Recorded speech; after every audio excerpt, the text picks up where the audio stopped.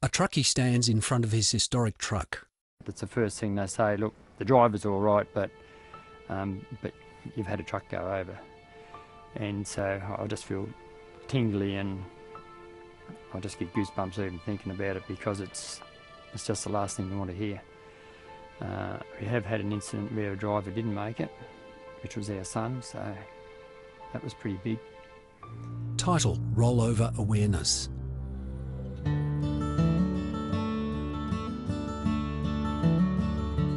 Yes, I'm Stewie Store and I run 8 trucks out of South Gippsland, all cattle trucks.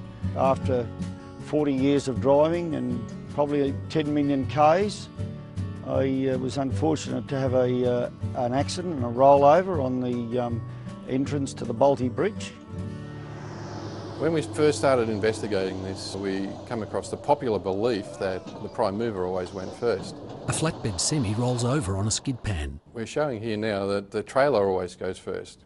The driver didn't know he was about to roll. Even when the crash was already underway, he still didn't know. When you watch the footage, you can see that the brake lights don't come on until the trailer is already all the way over. I suddenly realised maybe, it's not actually the driver's fault every time a truck rolls over. Maybe there's a whole lot more to it than just that. Segment title: Centre of Gravity. The reason that trucks roll over has a lot to do with the fundamental differences between the prime movers and trailers. They have different centres of gravity. Anything with a low centre of gravity is hard to flip over. But something else with a higher centre of gravity, even if it weighs the same, tips over much more easily. It's short and wide against narrow and tall. Low centre of gravity, stable, versus high centre of gravity is unstable. When we do our presentations, we use scale models just to show how the centre of gravity affects rollovers. Just to give you some sort of example, when a prime mover by itself will roll over, generally, if you look at this model here, I don't know if you can see the figures there, we're starting to get up around 50 to 70 degrees, depending on the truck. We take this log truck, which is pretty common, what you see ripping up and down the road every day, and this is what you're looking at going down the road. Getting up there, you can see what Chris was talking about before. Trailer goes first, we're just starting to lift the wheel there. The reality is, a log truck like that will roll at 15 degrees static. That's before any other forces are applied anywhere. Could be the way the truck was loaded in the first place. I mean, if the load shifted during the trip down and they get to a particular corner, it's got a bit of slope on it. It could also be other drivers on the road conditions themselves. Perhaps something's wrong with the road or it's not the right sort of route the truck should be going down. One classic experience, a bloke I've known for a lot of years, things are a bit tight at the quarry, he's got a big bolt bin, puts wood chips on. First load, same road, over he went. Most people would say a heavy load will roll first. So what we did was we showed the same weight in sand and chip bark, and we tipped the trailer up and 30 degrees it tips over. All right, that's what his quarry material does. Fill her up with chip bark, same weight, same truck, same tilt tray, same doing everything. We're already going before it even gets to 20 degrees. That's exactly what happened to him. So we've just shown you that the centre of gravity has more effect than the weight. Segment title: Centrifugal Force. Centrifugal force acts on trucks, even at parking speeds. The faster you go around any given turn, the greater the centrifugal force is, pushing you away from the centre of the turn. So just like the triangle, you push at the top with enough centrifugal force and it will roll over. Here's a good example of that, where the guy has driven down the road and has corrected, thinks he's okay, and then overcorrects again, and you can see it is not much at all. He's corrected, corrects again, and he's gone. A semi-trailer rolls over. That's purely centrifugal force. We're really happy with the decision to go to roll stability, because if the guy gets it wrong, enters that bend too fast, he has something that's actually assisting him to slow down. We're finding there's a lot more stories from guys where they do believe it's definitely had a trigger that has saved them in some sort of a bad situation, whether it's a rollover, a trailer sway or a jackknife type event. The simple fact is, if you're driving at the limit, all it takes is a brick on the road, perhaps some loose gravel, crosswind, anything unexpected, and your truck will roll. Probably the key thing is if the trucks, in a lot of instances, only have to have a little bit of less pressure on them, the truck drivers, so that they weren't right up against it all the time and didn't feel compelled to take every corner on the limit of the ability of the truck and themselves, then that would have to be a help. The challenge for anyone who's got a liquid load is you can't lash down liquid. You couple that with the fact that you're going around corners and all of a sudden you have a load on board which can be up to 42 tonne, rapidly pushing to the side of the tanker.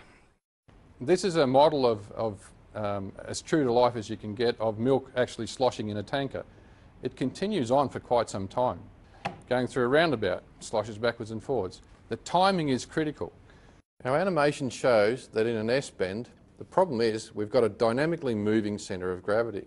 The slosh factor is perfectly timed to tip the truck over. All the weight's on one side. The other one we've got with a dynamic problem is a cement mixer or concrete truck. Agitators only run one way, anti-clockwise.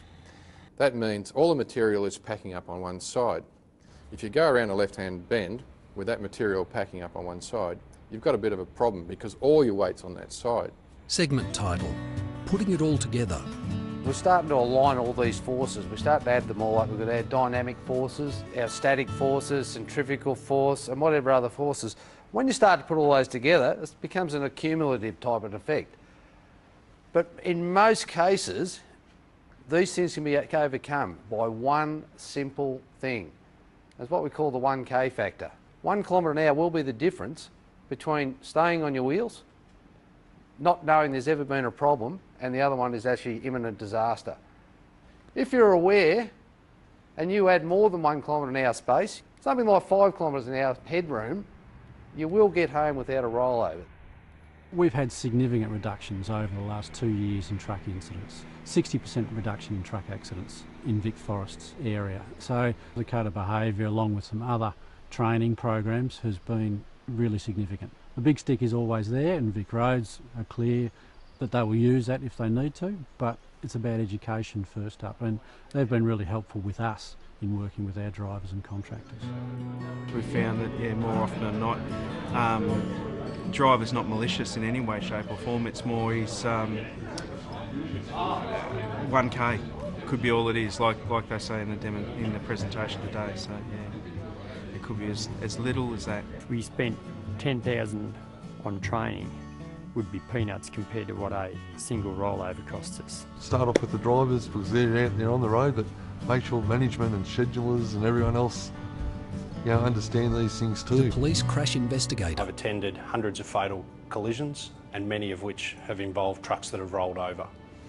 I'm also a person who has knocked on the door at 2 o'clock in the morning to inform a loved one. So I believe this Vic Roads initiative deserves support. It has potential to reduce the number of truck rollover crashes. It has the potential to reduce the number of lives lost on the road, and hopefully it will mean that I don't have to knock on any doors in the middle of the night. Bill Noonan, TWU. Safety really is everyone's first concern, so it's been quite a privilege to be involved with the Rollover Awareness Initiative. It's a win, not just for the drivers, but for everyone involved across the transport industry and beyond. And its benefits stretch right out across the whole community.